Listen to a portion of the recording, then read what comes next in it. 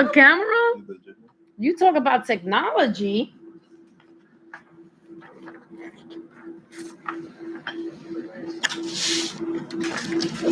The agenda more. Oh. We're live, Chair. Yes. Call to order. A motion to start this meeting tonight for the LGBTQ committee. Introductions. Audrey De Jesus, committee chair. Stephen Palmer's community associate.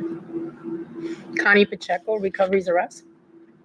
Pedro Ortiz, Connie Pacheco's assistant, recovery arrest. Good morning, good evening, Madam Chair, Anthony Jordan, District Manager to the Board. I will remind everyone that this meeting is being live broadcast on Community Board Number 1's YouTube channel.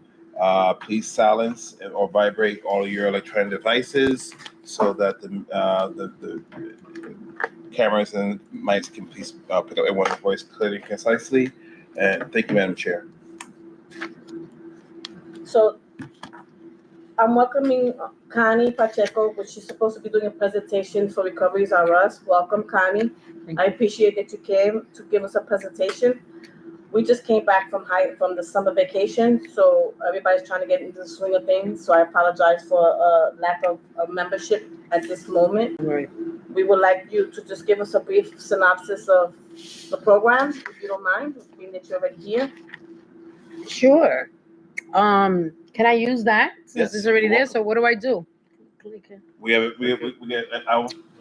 someone go next. That screen. way I can just do that, right? Yeah, they go next screen for you while you're Well, ready. you just tell me when. You tell them. You tell them when you're I could ready. have brought a clicker. No, so just basically, and I mean we have it here. So, we could have had Pedro do that, right, Pedro? Yeah, I could do it. It's fine. That's not an issue. Samara did this PowerPoint. She's great. There it is. You sure you're gonna? All right. So basically, nice PowerPoint that is, huh? So basically, Recoveries R Us was fun. I founded that in 2013. We are a vocational training program. We are currently located in East Harlem, but we service all 5 boroughs, particularly the Bronx. A lot of our students come from the Bronx, and this area too, Community Board 1 and 2. So we provide vocational training. Go ahead, go help them because you know which one to go. We provide vocational training program for individuals who are interested in becoming substance abuse counselors in the state of New York. So basically, yeah. Go ahead. Yeah, you can keep going. This is a really nice TV, you guys. You just need to get a clicker, right, for that? Yeah, I have one. I would have brought it. I'd never bring it in. We're getting things up and running little by little. So like I said, we're basically a vocational training for individuals who are looking or seeking to become substance abuse counselors. We are, our mission or it's in there, is to be the leading provider of vocational training in the addiction. These are the services that we offer. So we have day and evening classes. We have ongoing registration. So it's an open enrollment. People can just, start like right away. They don't have to wait for a cohort to start. Person doesn't have to have experience. They just have to have a desire to want to help people. And if they are, they have to be over 18. We don't have under 18. Access approved. You guys are familiar with Access VR? Yes. Access VR is a state-funded agency. If the student has a disability, any form of disability, it could be mental, emotional, or physical, substance abuse and mental health in the state of New York is considered a disability. And so if a person has a background of substance abuse, mental health, or even incarceration, they might qualify for Access VR. So we are approved by Access VR to provide this vocational training. So again, anybody who has a background of mental health or incarceration, we welcome them. This field is probably the only field where you can have that kind of background and still work in the field because you're going to be servicing people that are, either ex-substance, they have those particular problems. We also have all the classes that are required for the person to obtain to renew their credentials. The credentials that we offer is CASAC, SERPA, and CARC. And what that is, CASAC is the credential for alcoholism substance abuse counselor. The CARC is the recovery coach, and the SERPA, which is really big now in New York City, is a certified recovery peer advocate. And that's a really good credential to have. Go ahead, you can go away. Yeah. So aside from that, we offer a cap and gown graduation. Our next graduation now is on October 17. We're doing it at Eastchester Manor. We do it there. It's a big full-on cap and gown graduation. I'm a firm believer that people should, especially for some of our students, this is probably the first time they ever wear a cap and gown, and walk and have that. So we do a really big thing as if they were graduating from. I know I've been to one of yours. Yeah, that's right. You went, and now we've done it bigger. You went to our first one in and now we take it there because we outgrew that space. That's nice. So it's really, really nice. Yeah, that's right. You did go. We have she messed that up. Yeah. What do we have? Lifetime alumni. Our students will always be part of Recoveries of Us. And that alumni, we meet once a month where the students come in, the graduates, they come in. We have a theme for the night. We discuss whatever themes or topics are available for discussion. And it's a place where they can network and bring information and give information. It's a nice, safe place for them to network and even complain about their jobs if they need to, in the field. We are now the CASAC, the Credential for Alcoholism and Substance Abuse Counselor, the exam is now in Spanish, so we're now offering Spanish classes as well. We know that there is a need for Spanish-speaking counselors and or peers as well. So, yeah. What else do we have here? Yeah, aside from that, let me get the handout so we could give them the thing. Yep. So I'll leave you with The handouts right here? no, we have some parting gifts for you guys. These are some of the classes and the specialty courses that we have, but we have a multitude of classes to offer for those 3 credentials.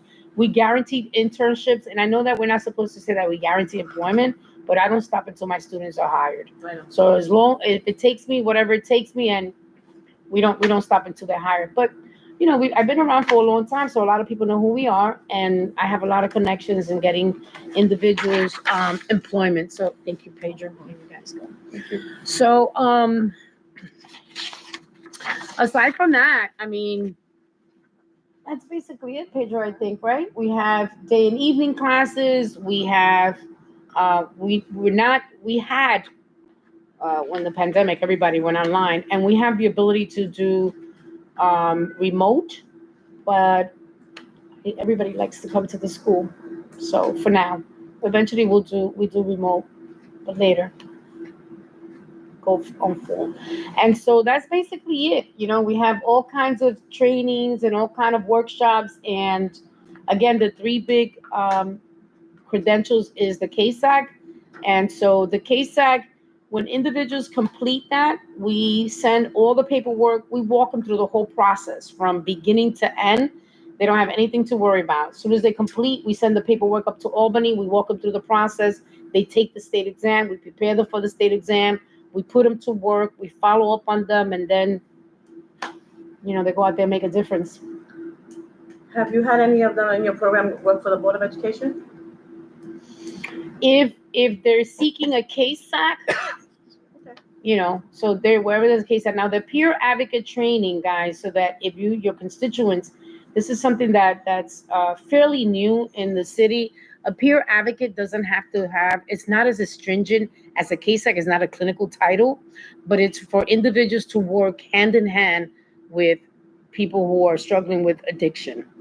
So these folks, they bridge the gap between treatment and the streets, if you will. So they're meeting people exactly where they're at, helping them get into treatment, maybe escorting them to a treatment program, picking them up from detox to the treatment program, and that little bridge right there, because sometimes they leave, they don't want to go, whatever. So they bridge, and they also work a lot in hospitals. So I have a lot of peers in Lincoln Hospital, yeah.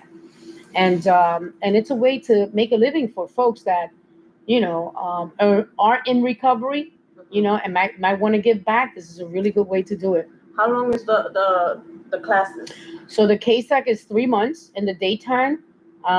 In the evening, it takes about 8 months. 8 months? Yeah. The SERPA, the foundational course is 9 days, 9 days. and the full peer-to-peer training from Access VR, if they're approved for that, could be 30 days. Okay, so the longest is the KSAC prep Yeah. and all of that. And I have St. Barnabas Hospital granted us some scholarships. So I have, I think, about 8 scholarships left. 8, right? 8 scholarships for SERPAs. So if you know someone who wants to work as a SERPA, a Certified Recovery Peer Advocate, the scholarship pays for the entire training. But they have to live in the Bronx. Scholarships are only for the Bronx. Yeah. What's your capacity? So we have 3 classrooms. They're very small in size. So we have one classroom, 20 people, Okay. another classroom, 16, and the other classroom, smaller size, 12. So the most is 20 people. In one classroom, yeah. We keep it that way because that way, it's, what are you thinking? Because you're looking for space in the Bronx. I know you want to grow and everything, and we've been talking Yeah. about that. So Yeah. in the interim of space in the future and time, as I'm Yeah. looking for my establishment, I'm also going to start looking for you. Yeah, Tell me how many definitely. We square want to foot be able to offer at least one class in the in Bronx. the Bronx. And so if anybody knows of any space, small space, 10, 15 people, and a small little office, please let me know. Yeah, I was talking to you, to To my comment about, sister? yep. Oh, I was talking to her about that, but that was when I first started Recoveries R Us. That was 10 years wow, ago. that was 10 years ago. Mhm. You've come a long way. Congratulations on, Thank on, you, on your, thank you. on your success, and I wish you more to come. And you are, because you are Thank building it, you. and your heart's in the right place because there is a need in this community, So, especially mental health and the substance abuse. and here's the other thing. So we cater to the LGBTQ community. My organization is a certified LGBT enterprise with the NGLCC. And the reason why I say that is because Recoveries R Us had a coming out process, because people say, oh, you have a gay school. Recoveries R Us is not a gay school, but we do cater to the LGBT community because the LGBTQ community is one of the most underserved populations when it comes down to substance use services. They have nowhere to go. So we want people from the community to become counselors, to become peer advocates, to become recovery coaches, so they can help people in the LGBTQ community. So we welcome allies, of course, but we are a representative of the LGBT community, the first school to do that. Thank you, Madam Chair. Thank you so much, Ms. Pacheco, for Sure. coming to present to the community board. I wanted to talk to you a little bit about, as you look at the trainings you provide, was an analysis done on what is the base income for folks entering this type of work field? Yeah. So KSACs with no experience, you're looking about 45 to 55. That's cool. A SERPA, because it's the new thing, you're looking at about, so I want to say maybe a little bit more for KSACs, but I always, just the market analysis is like 45 to maybe 60, depending on their experience. SERPA, same thing. SERPAs are doing anywhere between 40 to about 55, I want to say. And recovery coaches, same thing.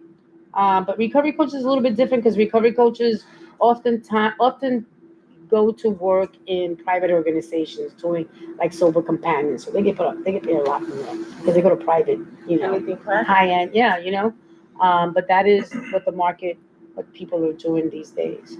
Is there any advocacy being done in order to offer more of a compelling wage to the population that you're looking to train and employ? I don't know. I think that's beyond my scope, but I Right. wish there were, Because I asked this because we are always looking at community board what about how to change, dissolve as much as possible, or at least shrink the economic achievement gap Mhm. for folks who are going back into the workforce who are formerly incarcerated. I was a former executive director of a three-quarter house HIV/AIDS recovery program, and I understand about how peer mentorship is important to ensuring that folk is in the AA and CA kind of piece about kind of brother sisterhood or sponsors to help keep one another clean, even though it's your primary responsibility.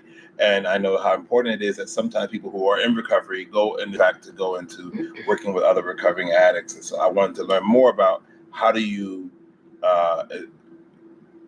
entice people to want to be in this role and stay here, because I know it is particularly very hard. Some of them don't always have a high school diploma, or for the first time is going back to school to get a higher education.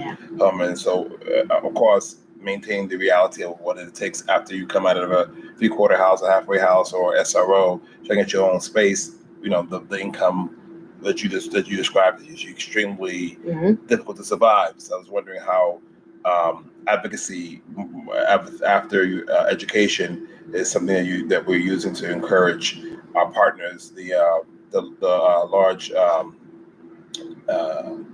alcoholism, substance abuse facilities will use this staff to be able to make sure they pay them a decent wage to survive.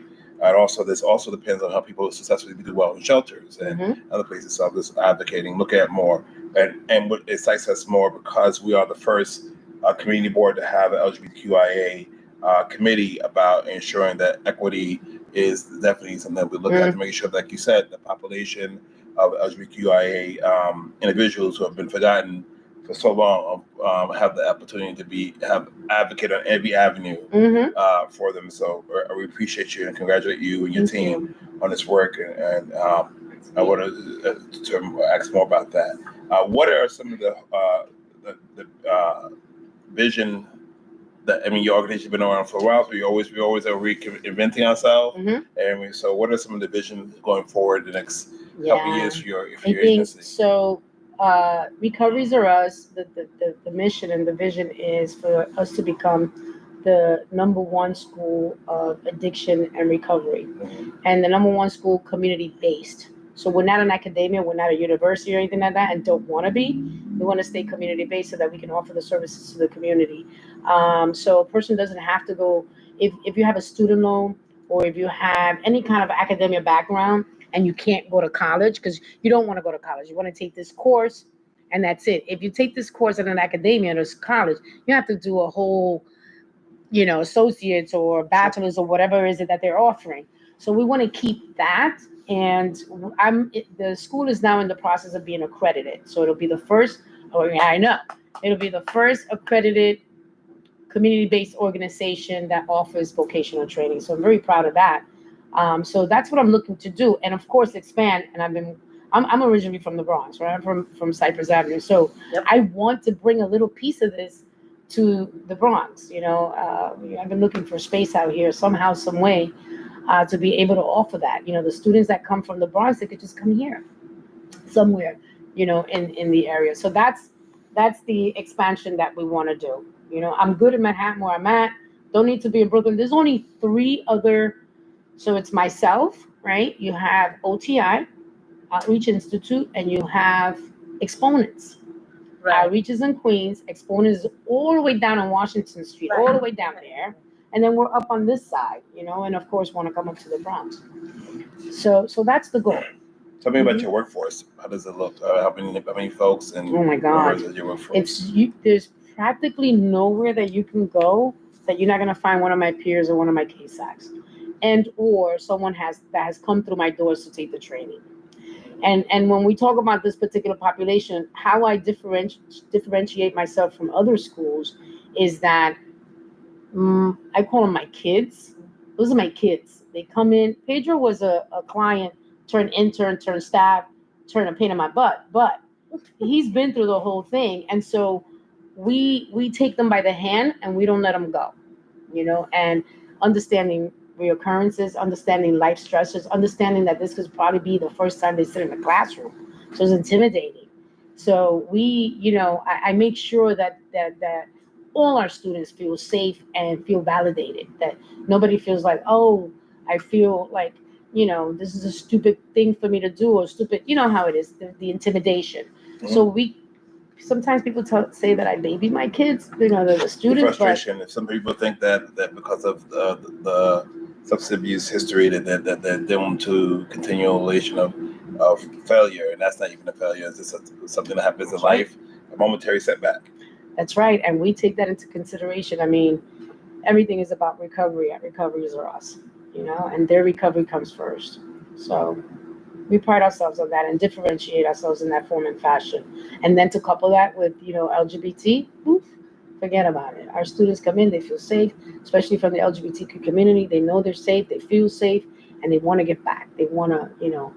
So I just recently, one of my students, Zachary Reedy, just got placed at the GMHC, which was like his dream job, and he got himself there. I got another one at the Gay Center.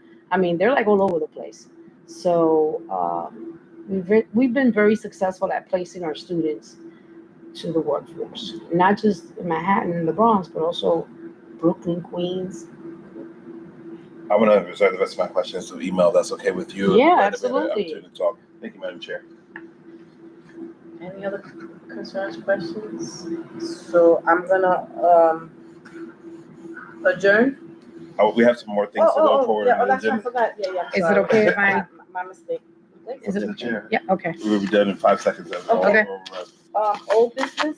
Can we talk about district needs, Yes. Chair? So I want to talk about the district needs. As you understand, or as a full board, the chairperson, Curtis Aliato, and all the board chairs are talking to the board and the community. This is a time where the community board goes to what is called our district needs assessment, where we look around at each committee to give recommendations to the full board, determine what are some of the things that we as a community board needs to focus on budgetary priority needs for our community that we recommend to the borough president and then to the mayor as we negotiate and the city budget going into the next fiscal year. And so this is a process that's going to be going on for some time, and we ask that this committee and those who are watching us on YouTube and to the chair make recommendations to the district manager and the full board chair to bring up as part of the district needs. So if you look at anything between where our lights are posted to how many public safety officers we have, where our parks are, how our schools are performing, to how much resources we have for our nonprofit organizations or around L.G.B.T.Q.I.A services, etc. It is important that we make district needs assessment recommendations, because these recommendations need to be going as part of the budget process. So what they say, a closed mouth doesn't get fed. That's right. So we need to make sure that we are making these recommendations as a committee. And I look at your when we developed this committee and about the role that this innovative committee was making to this district. And again, like I said, the first one on the community board level, making sure that we have advocacy and awareness, community supportive services, education initiatives, social networking events and opportunities and spaces for LGBTQIA individuals, working together to collaborate with local organizations. It is important that this committee that makes it is marking the sand and not in the dust, to ensure that for this going forward that we have the advocacy needed by making recommendations to the district needs assessments. So I just ask that if you in YouTube land or either here tonight have recommendations for what we see our needs specifically that comes out of this committee are needed for our district, Mount Haven, Port Morris, and Melrose, 94,000 constituents. Please make sure you reach out to bx01@cb.nyc.gov and make your recommendations today. Thank you, Madam Chair. Thank you. So we could email these recommendations? Yes. Okay, because some people approached me about a few things that they've noticed, but we spoke about that, about the traffic and the lights and the darkness and the crime. But that's for another day. I'll email you the information. Thank you. So in old business, today, Mount Haven Runners of Color Pride, they're doing their Mondays run at 6:30 at St. Mary's Park. It's a 2-mile run. Just wanted to note that they're already running. Right. And we are gonna create a list of LGBT organizations. The controller sent me a box of the guides for the city of organizations that we have that's servicing the community. We have a few copies that they made, but he sent me some hardcover books. So I'll be bringing them over here so we could start spreading them out to the community, to anybody who wants the list of the organizations.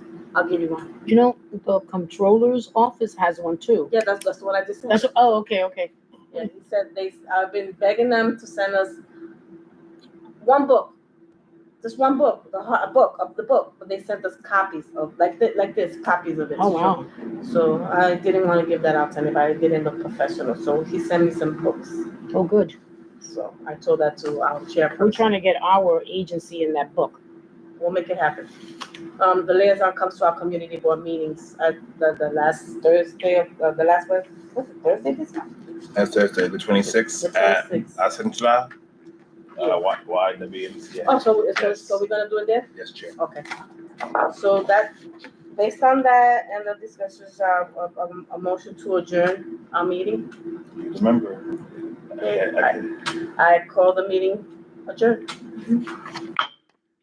Thank you so much for having us. All right, I gotta get out of here because I'm gonna go play pickleball.